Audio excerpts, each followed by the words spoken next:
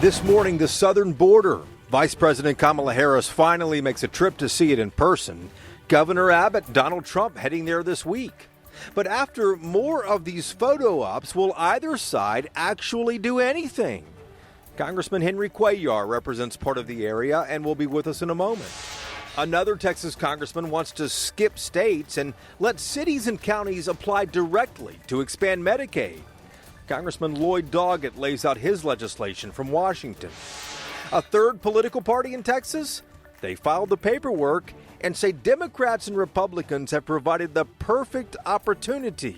We'll share a sneak peek of our next podcast. And a special session, 20 vetoes, and our governor in the national news cycle. We'll talk about whether all this helps or hurts Greg Abbott. Inside Texas Politics with Jason Whiteley starts now. Good Sunday morning to our viewers across the state. Let's begin this Sunday with the top political headlines here in Texas. Governor Abbott vetoed 20 bills from the legislature. Abbott struck down one that would have banned dog owners from chaining up unattended dogs outside without water or shelter. Abbott said that was micromanaging Texans. Governor also blocked a bill that would have required middle and high school students to learn about family violence, about dating violence, and about child abuse. Getting public information from ERCOT just got a little harder. Reporters had been asking how ERCOT prepared for that deadly winter storm back in February. Well, ERCOT argued it's a private corporation, and even though the state set it up, ERCOT says it is not a public agency and not subject to open records laws. Well, a few days ago, in a written opinion, Texas Attorney General Ken Paxton agreed. We will now see if this continues on to court.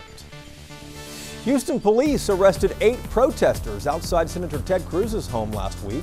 Aaron Douglas from the Texas Tribune tweeted these images.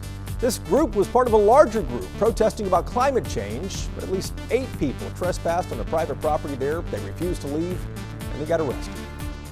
We will focus first this morning on the Texas border with Mexico. Vice President Kamala Harris finally visited on Friday. Governor Abbott is going down there with Donald Trump on Wednesday, but how many photo ops have we seen there in recent months, and will either side actually do something besides just talk tough? Our first guest has been trying to get people's attention about this for a while. He's Congressman Henry Cuellar, a Democrat who represents parts of the Rio Grande Valley.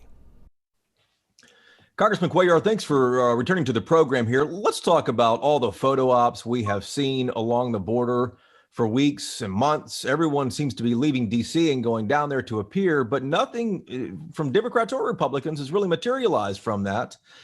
Do you expect anything to come from this most recent attention from the vice president or from former President Trump and Governor Abbott? Quite honestly, I don't think so. I mean, have been a lot of photo ops down there at the border. To address the border issues, you got to look at this in a more comprehensive way. You look at the push factors that are in Central America, like poverty, crime, and those items.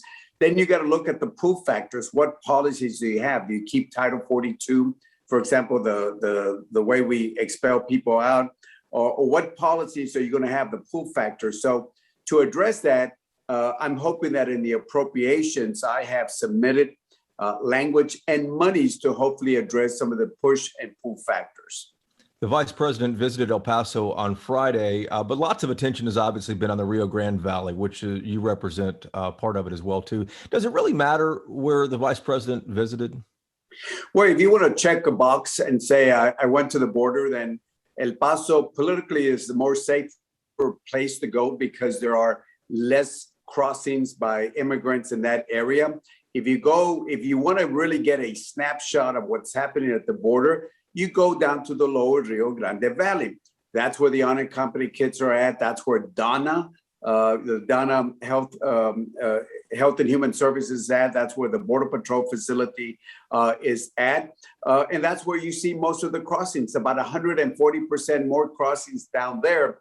So if you want to, and I say that with all due respect, check the box, went down to the border. El Paso is the more political place to have been at. Congressman, this seems like an unforced error by the Biden administration, not really, focusing much attention on the border. Why do you think it took the administration so long to get down there? This has been going on for months since the president was sworn in January. I don't have the answer. It's been frustrating. I've been asking them for a long time. I represent 4 border counties, and I've talked to the county judges, landowners, mayors, sheriffs, police chiefs, just stakeholders there. And they're frustrated because people from Washington don't see what people see there every day. They want to be able to talk to somebody and let them know what's happening. And it's unfortunately that it takes a long time. I mean, if you're going to be given a portfolio and part of that portfolio, it has to do with the border, then if I was her, I would have been there immediately. I would have been there right away. Governor Abbott has said he wants to extend the border fence along the Rio Grande River there. What are your thoughts on that? I fought President Trump on the wall because I believe in private property rights. In 4 years, according to the GAO, President Trump was only able to build 69 miles of new miles. And that's because he was able to waive environmental laws, which the Biden administration is not going to do to help Governor Abbott. He had billions of dollars, and he was only able to build 69 miles of new fencing.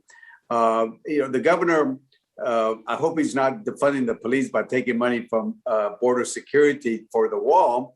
$250 million of taxpayers' dollars, that's a lot of money. But in the wall construction industry, it's a drop in the bucket. And my prediction is he's not going to build a fence the way he wants to build it. Now, for landowners down there, if you talk about a deer fence, maybe that's something we can support. Congressman Cuellar, thank you for the time. Thank you so much. A week from Thursday, the governor has called Texas lawmakers back to Austin for a special legislative session. It's up to Abbott to create a charge. That's the list of things that the state legislature can consider in the special session. We expect Republicans to take another shot at changing voting laws, obviously, in the state, but that's likely not all. What else might be on the list? Ross Ramsey is the guy that we asked, the co-founder and executive editor of the Texas Tribune. He is in Austin as always. Ross, good morning. Good morning, Jason. How are you? Doing well here. The governor said that he would unveil the list that he wants lawmakers to work on before the session begins. What do you expect to be on it besides changing voting laws? The big thing on the list is the one that has to get done. The governor vetoed the funding for the legislature, and if they don't fix that, the legislature runs out of money at the end of August. That's kind of his hammer on this. If you fix the things that I want you to fix, then I'll put that appropriation back on the menu. I expect that there will be a bail bill. He has talked about critical race theory legislation, although they've already passed some of that. There's a line of people outside of his office asking them to add pet issues to the call, as they call it, and we'll see what happens. I want to stick with Governor Abbott for a moment. He vetoed 20 bills. We mentioned a few of them. Any, though, really stand out to you? Well, the one that I mentioned, the vetoing the legislature's appropriations, is really interesting. And, there are a lot of legal questions about it. It's a bold political move. The one that kind of has people scratching their heads is his veto of a very popular bill that would have regulated chaining up dogs, that would have told people you can't chain up a dog without water, without shade. And it went sailing through the legislature. It landed on the governor's desk. He said it was micromanaging and that current law takes care of it, and vetoed it. And he's getting quite a whiplash on that on social media. It was interesting indeed. Ross, back to you in a moment. Thank you. Coming up, a Texas congressman is trying to bypass the state and let cities and counties expand Medicaid on their own. Congressman Lloyd Doggett is with us when we come back. And a third political party in Texas, they just filed the paperwork. One of the founders explains why Democrats and Republicans made this the perfect opportunity. You're watching Inside Texas Politics. This is Inside Texas Politics with Jason Whiteley. Right now, it is up to states to decide whether to expand Medicaid.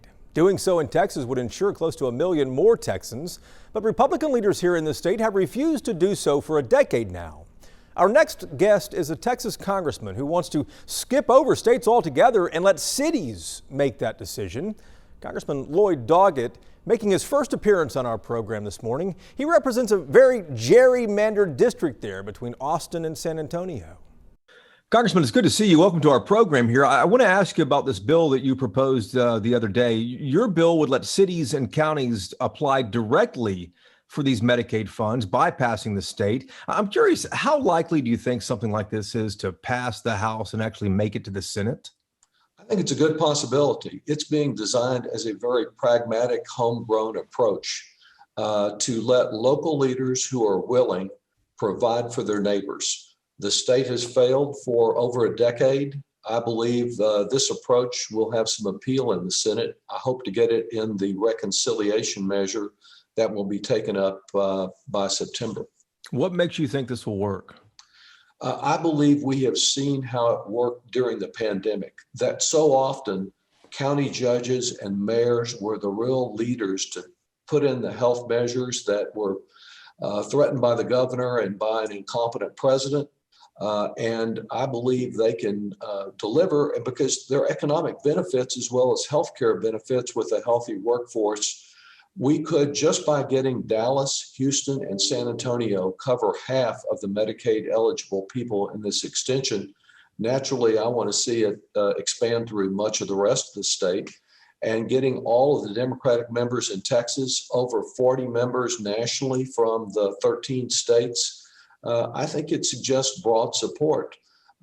It will be an efficient way to deliver these resources. And maybe eventually, if Dallas does it, Fort Worth will say, hey, we need to get in on this too. And maybe Denton will conclude that the state legislature, it's time to act and cover everyone. What kind of a response do you expect from Republicans in Texas? Well, I'm trying to present it as something other than a confrontation, but as an alternative. And I hope they will recognize that there are incentives in the bill for the state to get additional expenses to cover their participation and cooperation with the localities. But we also put in some disincentives if the state tries to interfere. Congressman, let's talk about state politics just for a moment or two. I know you know what's happening down there at your old stomping grounds in Austin, at the state capitol, at least. Republicans want to change voting laws in this state. The governor has just called a special session. Democrats obviously are outnumbered. What do you think they should do? Do they have any options? Well, I think they need to keep focusing public attention on this because, after the legislative session, suddenly some of the Republicans decided, we didn't really mean it, that you could buy a beer at 10 o'clock on Sunday morning, but you couldn't vote. We didn't mean some of the other provisions in this. Didn't know it was in there. It was an accident, some other excuse. I believe they've already had an impact. They've also drawn attention nationally, and they need to keep drawing attention nationally so that we can pass what I think is the Manchin approach to voting rights, a narrow bill to prevent against suppression and prevent partisan gerrymandering. I think if we could just get that approved with Joe Manchin's leadership, that would be good for Texas and for all the other states that are facing these incredible suppression efforts. Redistricting happens again this year. You're obviously very familiar with that. Your district has been carved up multiple times over the years. What do you expect to happen this go around? Well, I am an unwilling expert on redistricting. I've been run from Austin to Mexico, from Austin to almost the outskirts of Houston, and now I have more of my voters in San Antonio than I do in my hometown of Austin. The redistricting process will be under near total Republican control, and I'm prepared for whatever they do. I don't expect it to be good. I'm getting my campaign ready, and I'm going to run wherever I think that a progressive Democrat living in Austin can get elected. And they need to know that I'm ready to go, and I'm not daring anyone. I'm just prepared to see that my community, which was divided into 5 pieces in the last redistricting and left Austin as the largest city in America that doesn't have a majority of its population in one congressional district, that needs to end. But however they split us up, 10, 12 pieces, I'm going to be ready to go. It doesn't sound like you have retirement anywhere near your sights at all after serving for 26 years. Well, I've been very fortunate to be able to serve my community, and there's more work to be done. I don't plan to stay here forever, but I do plan to have an opportunity, voters willing, to work with President Biden to complete his agenda. Congressman Doggett, thank you for the time. Thanks a lot. In this segment each week, we usually tell you about our latest podcast that's out. This morning, though, something we have never done. We're giving you a sneak peek at the next episode. It's about a third party here in Texas called the SAM Party, the Serve America Movement. And our conversation is with Bill King, who is the founding chairman of it. Let's start out with what in the world is it and what do y'all stand for? So the people that originally started SAM about 3 or 4 years ago were basically people that were around the middle of the political spectrum and were frustrated by the fact that the two parties kept careening off the edges and more so every election, it seemed like. And so they were trying to figure out a way to begin to coalesce and unite people around the middle of the political spectrum. This has been tried over and over again over the years in this country. People complain constantly about Republicans and Democrats and how they just can't get along. They can't get anything done. And yet third parties just haven't fared very well in this country over the years. How will this one be different? I think there's two things that are different right now.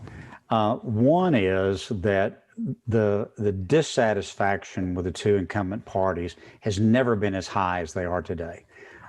Recently, a Gallup poll, they poll it about every 2 or 3 weeks, and they had a poll where they called it at over 50% for the first time. Mm-hmm. Who are dissatisfied. Right, who refuse to identify with either political party.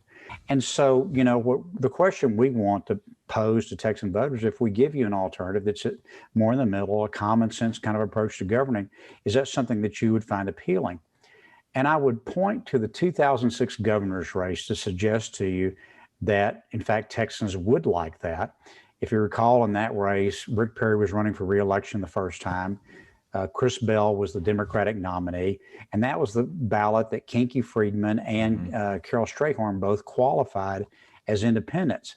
And when the results came in, Kinky and Carol combined had more votes than Chris Bell did, and they were only about 3 or 4 points behind Rick Perry. So even back in 2006, Texans sorted about a third. And you think about how much worse things have gotten since 2006. This was a good conversation here. That episode is out Tuesday morning. If you don't already subscribe, get your mobile phone out, aim its camera there at the QR code on your screen. It will take you directly to our podcast called Y'all-itics, and we have more than 100 episodes out already. Still to come on this program, Governor Abbott getting a lot of national attention right now. Is it helping or hurting him? Back in a moment with Reporters Roundtable. This is Inside Texas Politics with Jason Whiteley. Time now for Reporters Roundtable to put the headlines in perspective. Ross Ramsey is back with us from the Texas Tribune in Austin.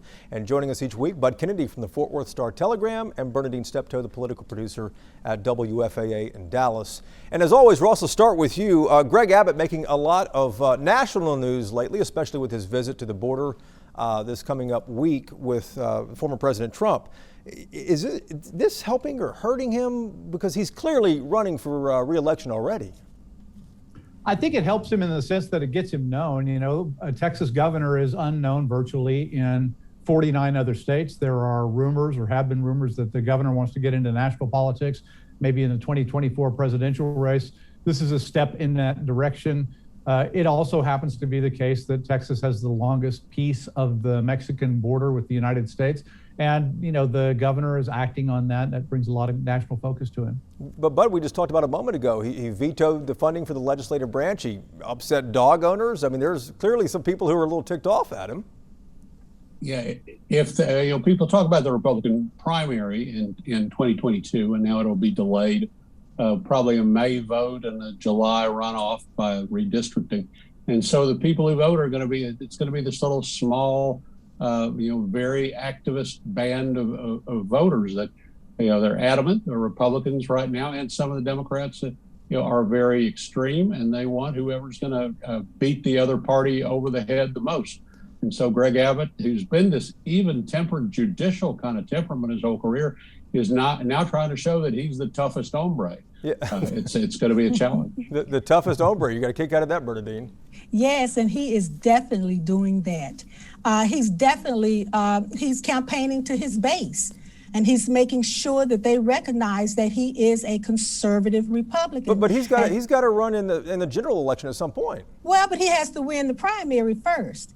And so that's where he is focused now. And as Bud mentioned, you could have a delayed election. So he's making sure that his primary voters remember what he has done during this term. And that's where his focus is. We'll also stick with you in the election here for a moment, too. Where are the Democrats for 2022? I realize it's super early, but there's not really much chatter out there besides Beto. Well, they don't have any stars at this point. They've got, Beto O'Rourke did very well on the ballot in 2018, not so well in 2020 when he ran for president. He's the best known name in their ranks right now. Matthew McConaughey has been floating around. Nobody really knows which party or whether he'll run. We'll see how it goes. Abbott's clearly just playing, as Bernadine said, for the Republicans right now. He got the most important Republican endorsement out of Donald Trump, and he'll worry about the Democrats later. Bud? Abbott is already running against Beto hard and blaming him for everything and saying that he's leading the state into socialism. I expect the Democrats to punt on this. I expect the Democrats to nominate Andrew White, who ran last time, or maybe a candidate like Eva Longoria, or someone who kind of fills the space like Lupe Valdez. Bernadine, final word. At this point, Democrats don't have anyone. But let's say by the time an election process plays itself out, they can find someone.